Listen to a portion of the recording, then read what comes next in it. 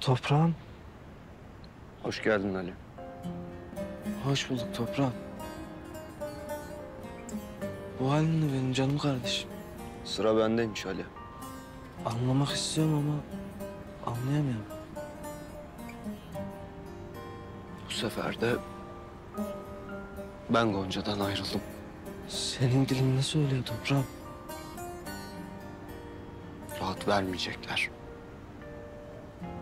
Huzur vermeyecekler.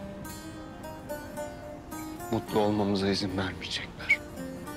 Sen dağları, duvarları delen adamsın. Onlar kim oluyormuş da izin vermiyormuş? Akıllarına şaşarım ben onun.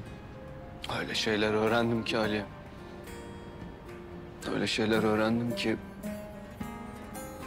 Gonca'ya da söyleyemem.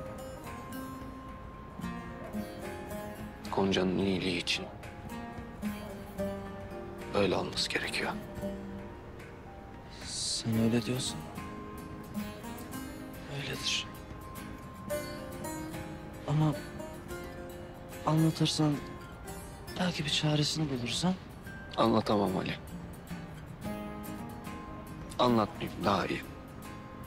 Bilme hiç. Gonca yengem çok üzülmüştür. Mahvolmuştur.